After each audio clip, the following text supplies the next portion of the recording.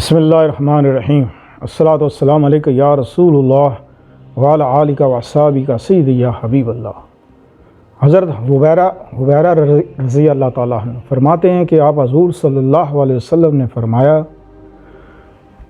کہ سورہ یاسین اور سورہ طٰہٰ یہ دو صورتیں ایسی وہ ہیں جب دنیا بھی نہیں بنی تھی، زمین و آسمان بھی نہیں بنا ہوا تھا، چاند سورج نہ بنے تھے، تو یہ دو صورتیں جب فرشتوں نے دیکھی، سورہ یاسین سورہ طٰہٰ جب فرشتوں نے دیکھی تو فرشتوں نے یہ کہا خوش نصیب ہوگی وہ امت جن پر یہ دو صورتیں نازل ہوں۔ سبحان اللہ سبحان اللہ۔ تو وہ یہ دو صورتیں اللہ کے حکم سے آپ حضور صلی اللہ علیہ وسلم پہ نازل ہوئیں، اور وہ خوش قسمت جو امت ہے وہ ہم ہیں۔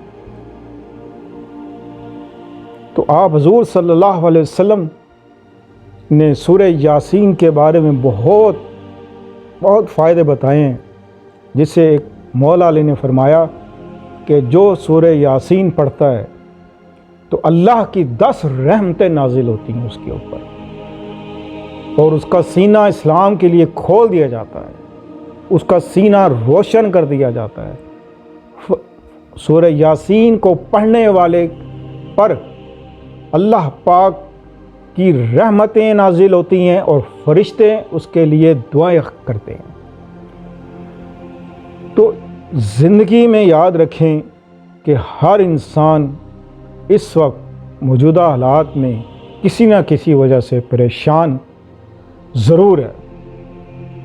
اگر انسان کے پاس گھر بھی ہے، پیسہ بھی ہے، دولت بھی ہے، اور دنیا کی ہر نعمت اس کے پاس موجود ہے، لیکن اس کا دل سکون میں نہیں ہے، دل بے چین ہے، دل بے قرار ہے، دل سکون میں نہیں رہتا، راتوں کو نیند نہیں آتی، اور گھبراہٹ سی پیدا رہتی ہے، ٹینشن ڈپریشن ایسی رہتی ہے، حالانکہ اس کے پاس سب کچھ ہے۔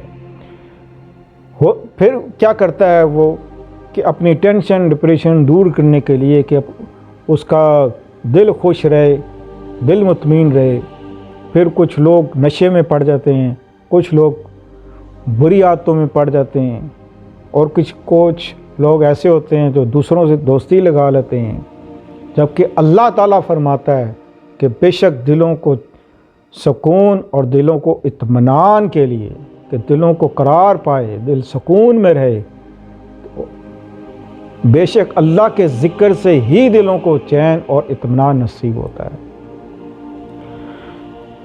تو آج نفسا نفسی کا دور ہے، اس میں ہم اللہ سے بہت زیادہ ہماری دوری ہے، جس کی وجہ سے ہم وقت پریشان رہتے ہیں، اور اپنا وقت زیادہ تر موبائل میں، مووی میں، ڈراموں میں دیکھ کر اپنا وقت گزارا کرتے ہیں کہ وقت گزر جائے۔ تو وقت تو گزر ہی جائے گا انسان کا۔ تو اللہ تعالیٰ قرآن پاک میں فرماتا ہے کہ تمہیں دنیا کی چاہت نے اور دنیا کی لذتوں نے اللہ سے اتنا غافل کر دیا ہے کہ تم یہاں تک کہ تم موت کا منہ قبر کا منہ جا دیکھے ہو، یعنی قبر تک جا پہنچے ہو۔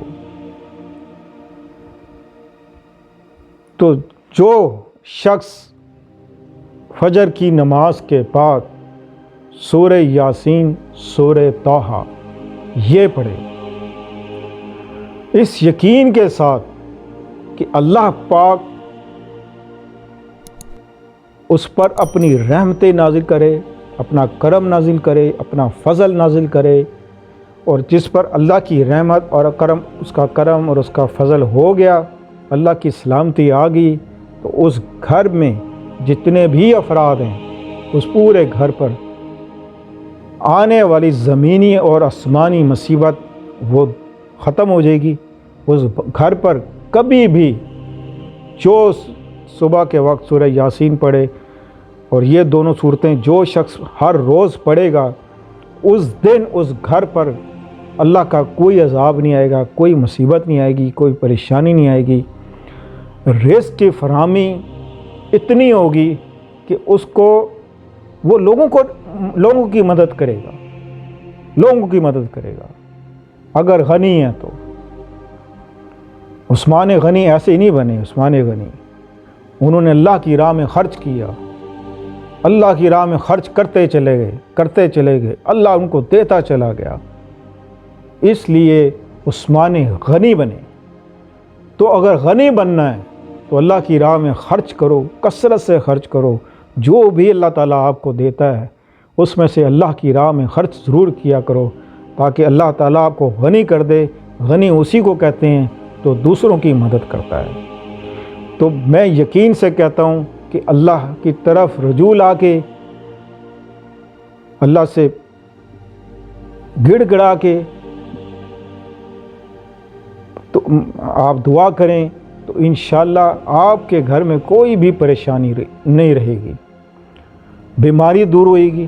اول تو جتنی بھی بیماری ہیں گھر میں سب دور ہوئیں گی، نحوست دور ہوئے گی، شیاطین گھر سے بھاگیں گے، جنات گھر سے بھاگیں گے، جادو جتنا بھی بڑا سخت جادو ہوگا اس کی کاٹ ہو جائے گی، آپ کے اوپر کبھی جادو نہیں ہوگا، کبھی آپ کے گھر میں جنات کا ڈیرا نہیں لگے گا، کبھی شیاطین کا ڈیرا نہیں لگے گا۔